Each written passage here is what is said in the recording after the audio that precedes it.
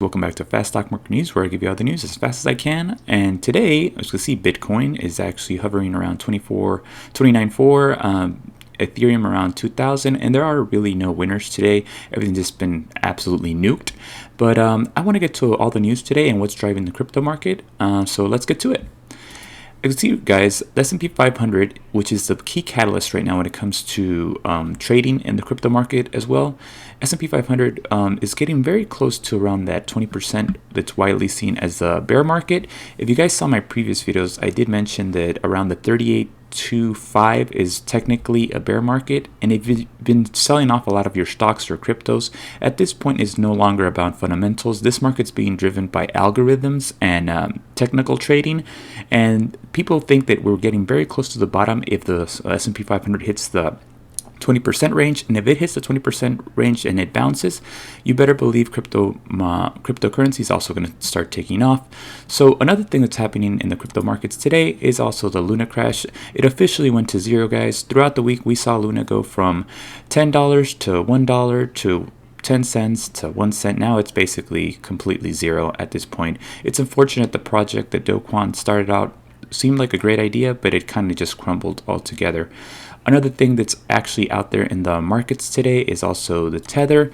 If you guys remember, Tether was, I should say Luna, the UST was tanking, and people were getting very scared because they started to see USDT also start to depeg from the dollar, and it actually did. The reason that happened was because around 300 million Tether tokens were withdrawn in the last 24 hours, and Paulo here mentioned that it was withdrawn without a sweat, but I don't know about if without a sweat it did depeg from the dollar temporarily, so it kind of like this caused even more selling pressure in the crypto markets, and I'm going to show you a video that kind of just from Anthony Scaramucci that kind of shows you what was happening in the crypto markets with Luna and also Tether, and also with Bitcoin shortly. But yeah, that's kind of what's causing the Tether to depeg, but it's currently now back to around 99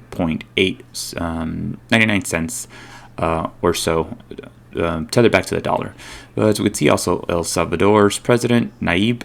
Actually, it's funny because not funny for the people, but he actually went all in, and as soon as he went all in, everything tanked. So it's sad, but he is a long-term believer in the cryptocurrency. Feel bad for the Salvadorian people suffering right now, and it's unfortunate, but hopefully they hold on to their Bitcoin and it recovers shortly. Right now I wanted to get to a video on Anthony Scaramucci, basically just letting you know what happened with Luna and also in Bitcoin, and just kind of like giving you a better perspective. A lot of us are in doubt right now, but when in doubt, he's asking you to zoom out. Take a look.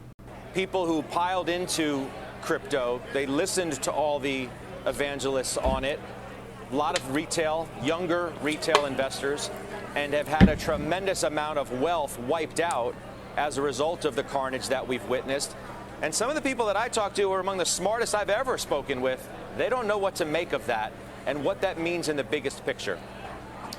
Well, look, of course, we can draw historical context back to March of 2000, where we saw the NASDAQ go from something like 5,000 and change down to 2,300. And so if you had leverage in this situation, then you likely incurred a permanent capital loss.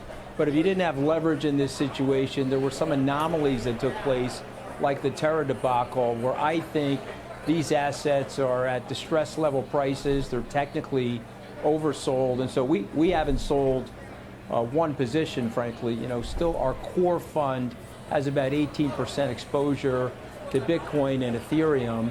And I'll just point out to people, if you bought this stuff when we did back in October of 2020, these coins, you know, were trading 18,000 or so for Bitcoin, 700 or so for Ethereum.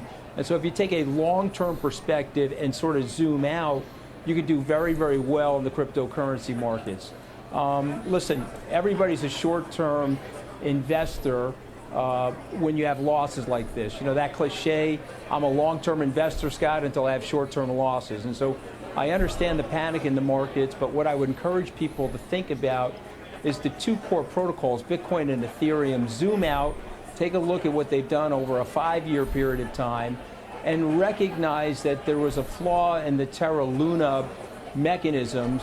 Many people spoke out against it. Skybridge never owned any of those tokens, and many people spoke out against that.